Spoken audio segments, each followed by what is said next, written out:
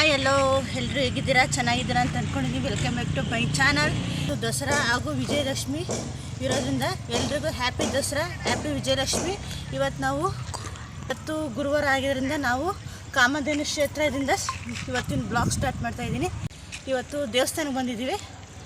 ನಾವಂತೂ ಇವತ್ತು ದಸರಾ ನೋಡೋಕ್ಕೆ ಅಂಬಾರಿ ನೋಡೋಕ್ಕೆ ಅಲ್ಲೋಗ್ದಿಲ್ಲ. ಸೊ ಇಲ್ಲಿ ಗುರುವಾರ ಇರೋದ್ರಿಂದ ಈ ರಾಘವೇಂದ್ರ ದೇವಸ್ಥಾನದಿಂದ ಬ್ಲಾಗ್ ಸ್ಟಾರ್ಟ್ ಮಾಡ್ತೀನಿ. ಬನ್ನಿ ದೇವಸ್ಥಾನ.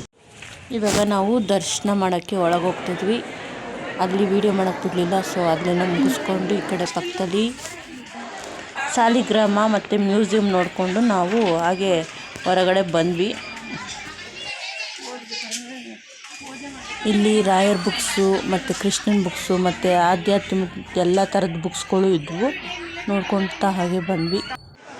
ದರ್ಶನ ಎಲ್ಲ ಮುಗಿಸ್ಕೊಂಡು ಇಲ್ಲೇ ಹೊರಗಡೆ ಕೂತಿದ್ವಿ. ನೋಡಿದ್ದು ನಮ್ಮಕ್ಕ ನಮ್ಮಮ್ಮ ಎಲ್ಲರೂ ದರ್ಶನ ಮುಗಿಸ್ಕೊಂಡು ಹೊರಗೆ ಬಂದ್ವಿ. ಈಗ ಊಟಕ್ಕೆ ಹೋಗಬೇಕು. ಅಲ್ಲೇ ಪಕ್ಕದಲ್ಲಿ ದಕ್ಷಿಣ ಕಾಶಿ ಆಗಿರುವಂಥ ಸಾಯಿ ಮಂದಿರಕ್ಕೆ ಬಂದ್ವಿ. ಈಗ ರಾಯರ ದರ್ಶನ ಮುಗಿಸ್ಕೊಂಡು ನೆಕ್ಸ್ಟ್ ಇಲ್ಲಿಗೆ ಬಂದ್ವಿ. ಇಲ್ಲೂ ಕೂಡ ಕ್ಯೂ ಇತ್ತು. ಕ್ಯೂಲ್ಲಿ ನಿಂತ್ಕೊಳ್ಳೋಕೆ ಹೊರಟ್ವಿ. ಇಲ್ಲಿ ನೋಡಿ ಗೋಮಾತೆ ಇದೆ. ಹಾಗೆ ನೋಡ್ತಾ ದರ್ಶನಕ್ಕೂ ಹೊರಟ್ವಿ. ನೋಡಿ ಅಲ್ಲಿ ದೂರದಲ್ಲಿ ಸಾಯಿಬಾಬಾ ಕಾಣಿಸ್ತಾ ಇದ್ದೇನೆ. ಹತ್ರಕ್ಕೆ ಹೋಗಿ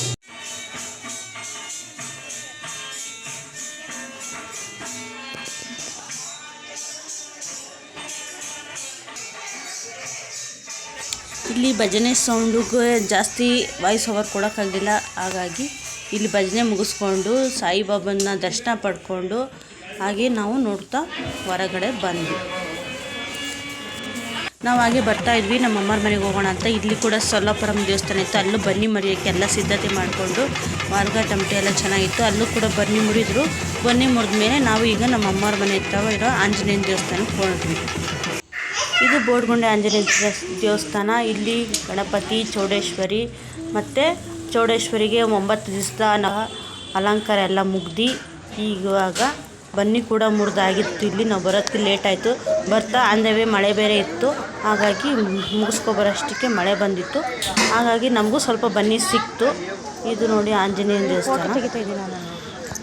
ಆಂಜನೇಯನ ದೇವಸ್ಥಾನ ನಾವು ಪೂಜೆ ಮುಗಿಸ್ಕೊಂಡು ಈಗ ಮನೆ ಕಡೆ ಹೊರಟ್ವಿ. ಬೆಳಗ್ಗೆ ಮನೆ ಬಿಟ್ಟಿದ್ದು.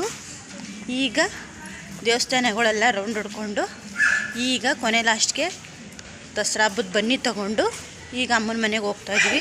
ಈ ವಿಡಿಯೋ ಇಷ್ಟವಾದಲ್ಲಿ ಲೈಕ್ ಮಾಡಿ, ಸಬ್ಸ್ಕ್ರೈಬ್ ಮಾಡಿ, ಸಪೋರ್ಟ್ ಮಾಡಿ. Thank you very much.